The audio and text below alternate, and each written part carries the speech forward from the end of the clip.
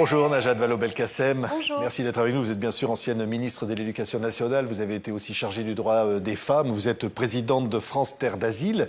Et là, on vous reçoit pour un livre qui s'appelle Sevrage numérique. Mais d'abord, je voudrais quand même, sur l'actualité, Najat Vallaud-Belkacem, vous parler de ce terrible fait divers d'une prof poignardée par un élève dans un collège en France.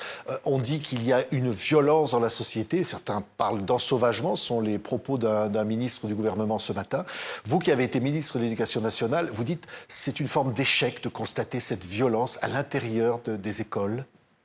Je dis surtout que les écoles sont le miroir grossissant de notre société, en fait, et qu'il faut s'interroger sur l'état, la santé, en quelque sorte, de notre société.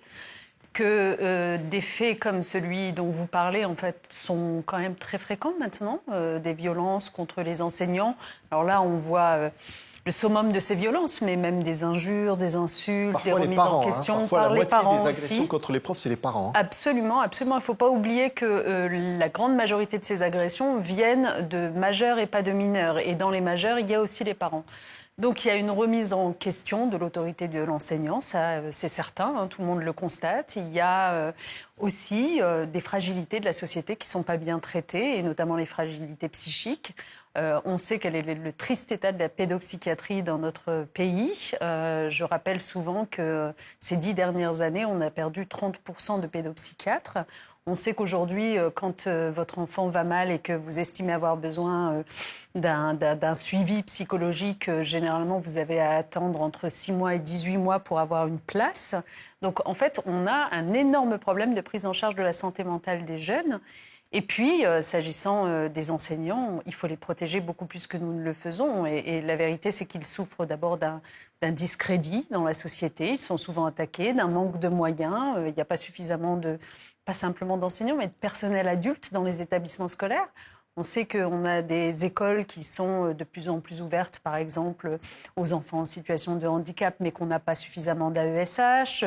On sait que les enfants sont nombreux à avoir des troubles, mais on n'a pas suffisamment de psychologues scolaires, d'infirmiers ou de médecins scolaires. Et donc, ce sont les professeurs qui récupèrent toutes ces difficultés-là, les professeurs, les CPE. Et en fait, ils sont bien démunis et bien seuls. Mais là, comme certains disent, il faut faire des fouilles, il faut mettre des caméras à l'intérieur des écoles, voire même dans les classes. On entend ça. Non, mais la sécurité est une chose importante. Enfin, vous vous souvenez que j'ai été ministre de l'Éducation au moment, par exemple, où il y a eu les attentats en 2015 contre Charlie Hebdo, contre l'Hypercacher, contre le Bataclan. Et nous avions à l'époque mené beaucoup de travaux pour mettre des véritables barrières devant les établissements pour qu'ils soient mieux gardés, tout simplement, et qu'on n'y entre pas comme dans un moulin. Il n'en reste pas moins que la sécurité n'est rien si elle n'est pas accompagnée de moyens éducatifs pour prendre le sujet à la base et de prévention à la base. C'est-à-dire concrètement, par exemple, si on prend le cas de ce jeune garçon de 14 ans qui s'est attaqué à sa professeure à Sanary-sur-Mer, c'est très important de regarder en détail. Donc, il était victime lui-même, visiblement, de violences intrafamiliales dans son foyer, sujet pas suffisamment traité par la puissance publique. Il devait rencontrer un éducateur, mais les délais étaient trop longs. Absolument, voilà, c'est exactement ce que je dis. Est-ce que les élèves sont aujourd'hui suffisamment éduqués, par exemple, en matière de compétences psychosociales, c'est-à-dire réguler ses émotions, réguler sa violence, apprendre à utiliser les mots plutôt que les coups? Je trouve que cela manque dans notre éducation. Ce sont vraiment des pistes qu'il faut creuser. Parfois, c'est le manque de vocabulaire qui fait qu'on change les mots et par des coups ou de la violence. Exactement. Et puis, est-ce que la communauté éducative est suffisamment forte et solide pour que, justement, le lien entre parents, professeurs, éducation populaire, lorsqu'il en existe, finalement, tout ça vienne constituer un rempart et ne pas laisser les professeurs seuls face à cette gestion de classe qui peut être parfois très difficile? J'aimerais qu'on ne se contente pas de dire sécurité, sécurité et qu'on oublie tout ce qui relève de la prévention. Oui, et les réseaux sociaux. Et là, on va parler de votre livre, Najat Vallaud-Belkacem, qui s'appelle Sevrage numérique, enquête sur notre rapport aux écrans et comment nous en libérer, aux éditions de l'Observatoire. C'est un livre absolument passionnant, une livre enquête en quelque sorte, mais là, avant de parler de tous les aspects, évidemment, des écrans et de leurs conséquences, notamment sur les jeunes, un mot, est-ce que là, on peut dire qu'il y a une cause à la violence? Est-ce que, par exemple, la solution d'interdire les réseaux sociaux aux moins de 15 ans, qui est prônée aujourd'hui, est-ce que c'est une réponse aussi, d'une certaine façon, à la violence? Puisqu'on est sur les écoles, les établissements scolaires, je voudrais quand même attirer votre attention sur le nombre de cas que nous avons vus passer ces derniers mois et années, notamment de jeunes filles qui se sont suicidées suite à du cyberharcèlement. C'est pas possible, quoi. On peut pas se contenter de constater ça, de s'indigner, d'être ému et puis ensuite passer à autre chose. Et donc, la question du cyberharcèlement n'est que la partie émergée de l'iceberg, mais bien sûr qu'il y a sur ces réseaux sociaux des aspects toxiques et nocifs qui sont extrêmement délétères depuis des années et auxquels on ne s'attaque pas suffisamment. On nous avait vendu les réseaux sociaux comme un lieu de partage, d'échange, de rencontres formidable, extrêmement positif. La vérité, c'est qu'aujourd'hui, et c'est l'objet de mon enquête, quand on regarde comment ceux qui sont aux manettes de ces réseaux les ont conçus, les ont transformés, notamment ces 10-15 dernières années, en fait, on voit qu'ils ont utilisé toutes les mécaniques possibles, à la fois pour mettre en avant les choses les plus haineuses, les plus désagréables, les plus toxiques. Ça, c'est l'algorithme qui a compris. En fait, ces entreprises ont compris que c'est la colère qui retient le plus longtemps les gens en ligne. Donc, c'est ça qu'elles mettent en avant. Et en même temps, elles ont énormément investi, ces entreprises, pour connaître nos biais psychologiques, nos cerveaux, et finalement utiliser tout ce qui va nous retenir le plus possible, nous rendre dépendants, nous rendre addicts. Et c'est comme ça qu'on se retrouve à scroller jusqu'à 2h du matin sans arriver à s'arrêter. Scroller, c'est-à-dire regarder des vidéos insipides la plupart du temps. Comme absolument. Ça, c'est d'ailleurs ce que je raconte dans le livre, parce que finalement, ça part d'un constat assez humble. C'est-à-dire que c'est à moi-même que j'essaye d'administrer cette expérience. Un jour, je me réveille en pleine nuit en train de scroller. Exactement. Alors, je précise, c'est aux éditions Talendier, voilà ce livre. C'est aux éditions Talendier. Et puis, vous avez dit à votre fille, et ça aussi vous le racontez, il faut restreindre, il faut se sevrer, etc. Et votre fille, tiens, t'as qu'à le faire, maman. Voilà, exactement. Et là, c'était moins évident, hein, vous le racontez. Mais cet échange, si vous voulez, je crois qu'il est assez représentatif de ce que vivent toutes les familles. Tous les parents savent bien que l'une des difficultés, ils ont 2 difficultés pour gérer le temps d'écran de leurs enfants. La première difficulté, c'est que avoir un smartphone, être sur les réseaux sociaux est devenu une forme de norme sociale, c'est-à-dire que tous leurs camarades en ont, et donc si vous ne le permettez pas, mais maman, on n'a plus de vie sociale, ça c'est la première difficulté. La deuxième difficulté, c'est qu'on a beau leur dire, mais stop le temps d'écran, ils vous répondent, mais et toi ? Toi-même, tu es en permanence sur ton écran. Vous avez tenu 5 jours, Najat. Alors du coup, et vous avez craqué, dites-vous. Voilà, hein. Exactement. J'ai voulu avoir mis le téléphone expérience dans un tiroir. Hein. Oui, c'est ça. Alors, on était en plein milieu du mois d'août. Oui, vous voyez, c'était pas la période la plus chargée. Et néanmoins, même en plein milieu du mois d'août, j'ai ressenti une espèce de vide, de manque terrible. Et je comparais ça à un fumeur qui est privé de ses cigarettes, en quelque sorte. On a l'impression de passer à côté de l'actualité. On a l'impression que les gens parlent de sujets dont on n'est soi-même pas au courant. C'est addictif, dites-vous. Finalement, c'est comme une drogue. C'est comme une drogue. Franchement, c'est très comparable, en effet, au tabac, à l'alcool, à la drogue. Dans beaucoup d'aspects, on peut retrouver des points communs. C'est-à-dire que, l'addiction est là, clairement. On nous vend la liberté de l'usager, du consommateur, mais en fait, on n'est pas libre du tout. Encore une fois, il y a des mécaniques qui ont été construites pour nous retenir en ligne. Deuxièmement, on a affaire à des industriels, exactement comme avec le tabac ou l'alcool, qui finalement savent leurs produits toxiques, mais néanmoins le rendent de plus en plus toxique et même cherchent à nous attraper dès le plus jeune âge.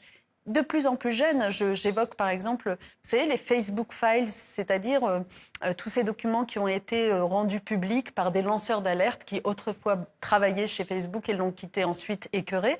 Eh bien, on y apprend tellement de choses que je raconte dans le livre. Par exemple, le fait que cette entreprise a décidé que sa prochaine cible, son prochain horizon, c'était d'attraper, y compris les enfants de 0 à 3 ans. Oui. Alors que tous les pédiatres vous diront qu'il est absolument pas recommandé de donner un écran à des enfants à cet âge-là. Même si certains vous dites, et vous les citez, mais ça les calme. Et là, vous dites, c'est un peu comme si on donnait une cigarette à un enfant, on lui dit ça le calme. Oui, imaginez. Vous dites ça. En fait, je pense que c'est ce que cherche à faire ce livre, c'est nous rendre lucides, c'est tirer la sonnette d'alarme et qu'on devienne tous conscients des dangers de ce qu'il y a sur cette partie-là d'Internet. Je ne jette pas tout Internet.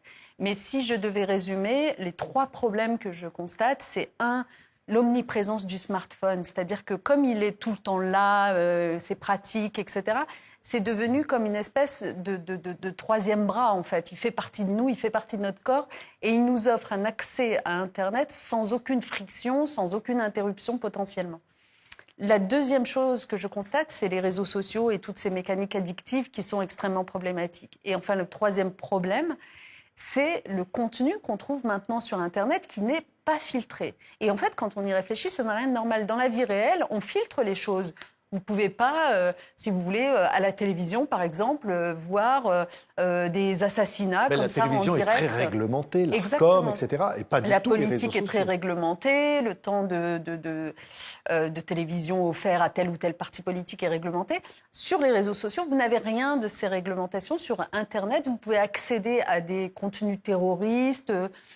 Et c'est comme ça qu'on se retrouve avec des jeunes, par exemple, qui sont recrutés pas simplement dans les filières terroristes, mais aussi comme prostituées, des jeunes mineurs. Quand vous regardez comment les jeunes mineurs aujourd'hui se retrouvent prostitués, c'est pour l'essentiel par Internet que le recrutement s'est fait.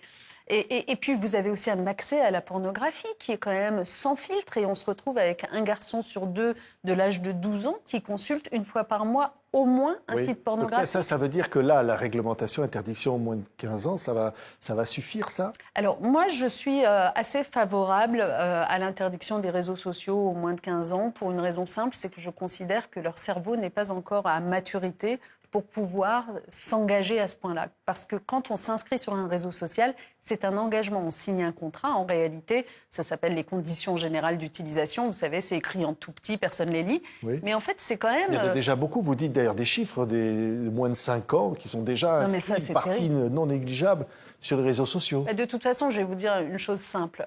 Aujourd'hui, les adolescents sont équipés à hauteur de 90% d'un smartphone. Il y a seulement 10 ans, c'était moins de 50%. Donc, vous voyez comment le chiffre est exponentiel. Les réseaux sociaux, on est censé ne pas pouvoir s'y inscrire avant 13 ans. Sauf que, d'ores et déjà, les 8-10 ans, dans une très très large part des 8-10 ans, est déjà inscrite sur les réseaux sociaux. Donc, il y a quelque chose qui ne va pas.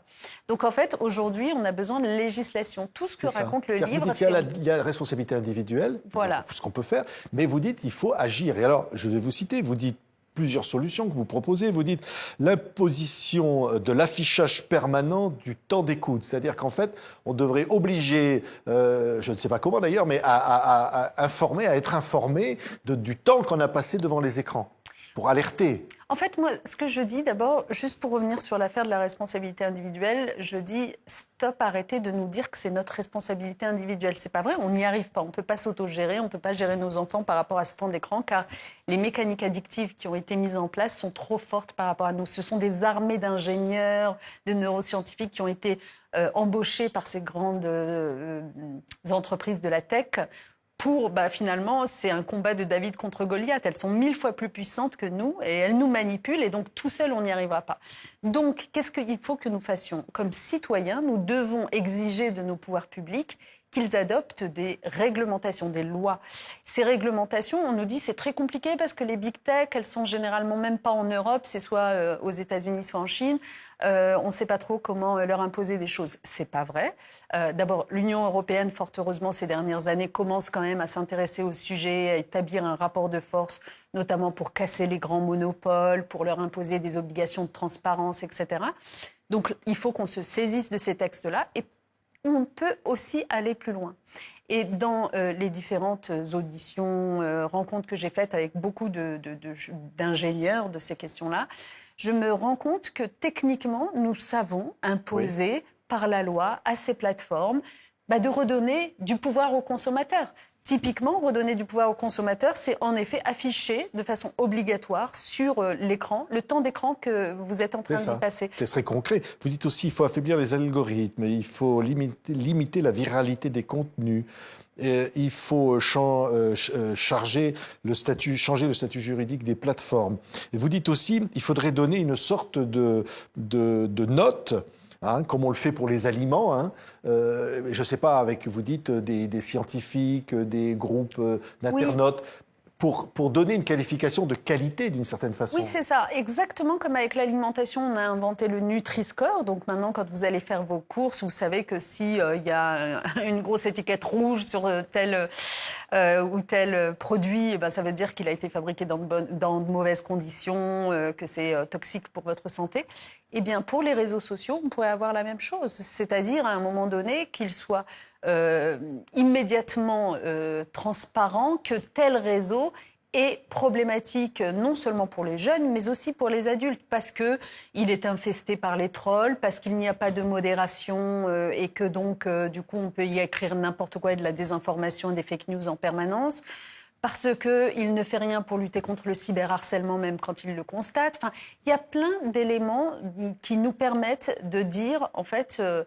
c'est mauvais pour ma santé mentale si on que ne de fait m'inscrire rien, sur ce je veux dire réseau. juste simplement, Najat Vallaud-Belkacem, si on ne fait rien, qu'est-ce qui va se passer? Parce que les constats, en un mot, c'est terrible.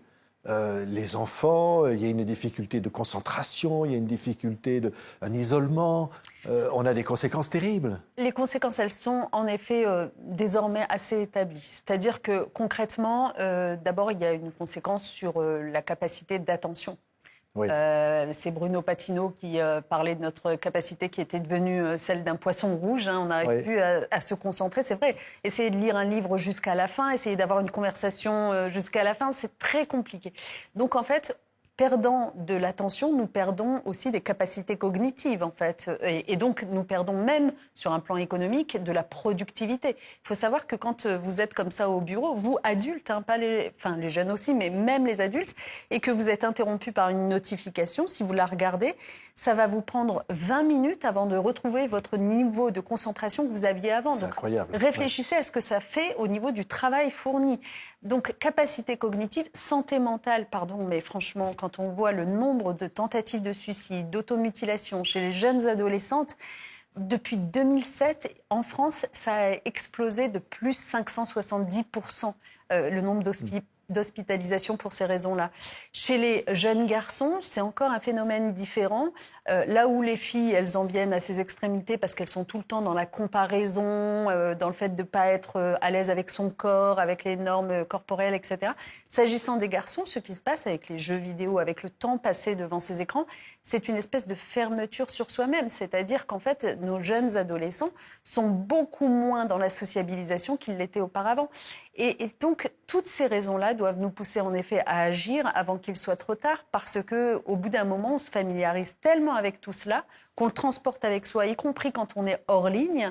Et y compris hors ligne, eh bien, on est complètement perméable aux fake news, ultra polarisé. C'est très compliqué pour le débat démocratique. Et donc, tout ça doit nous pousser à réagir. Merci. Najat Vallaud-Belkacem, ça s'appelle Sevrage numérique. Enquête sur notre rapport aux écrans et comment nous en libérer aux éditions Talendier. Et c'est une enquête assez sidérante d'une certaine façon, mais d'utilité publique. Merci beaucoup d'avoir été avec nous.